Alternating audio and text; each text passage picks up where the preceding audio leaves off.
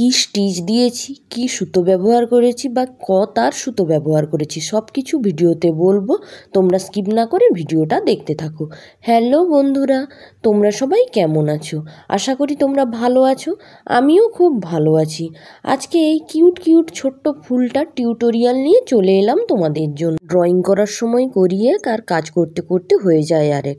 Drawing করার সময় আমি 4টে লাভ শেপের পাপড়ি দিয়েছিলাম এখানে আলাদা আলাদা করে সেলাই করব বলে, কিন্তু সেলাই করতে করতে মনে হলো না আলাদা আলাদা পাপড়ি নয়, পুরোটাই একসাথে সেলাই করে ফেলি।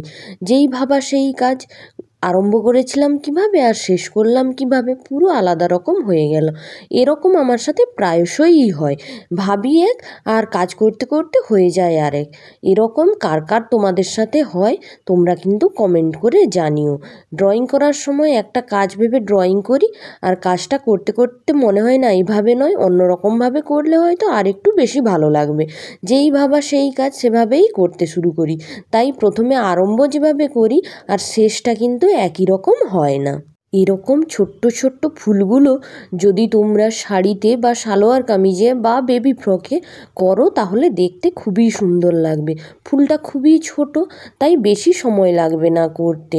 এরকম একটা ছোট্ট ফুল আর দুটো পাতা যদি শাড়ির পুরো গাটা জুড়ে করা হয় তাহলে কি কিউট দেখতে লাগবে তোমরা ভাবতে পারছো? আমি সেই ভেবেই কিন্তু কাজটা করলাম।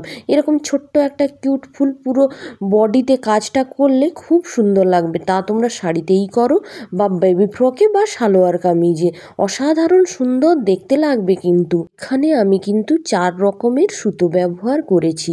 প্রথমে বাসন্তী কালারের সুতো দিয়ে আমি ফুলটা সেলাই করে নিয়েছিলাম।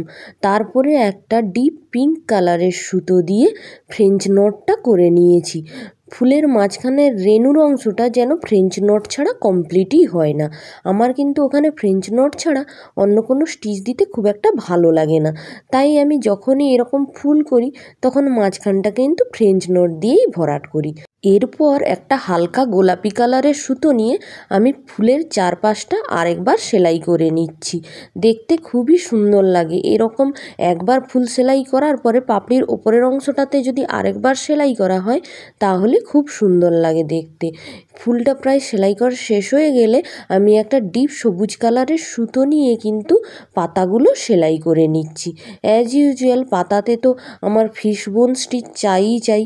এই পাতাটা যেন আমি চোখ বন্ধ করেই করতে পারবো। এই সেলাইটা এত পছন্দ হয়ে গেছে আমার।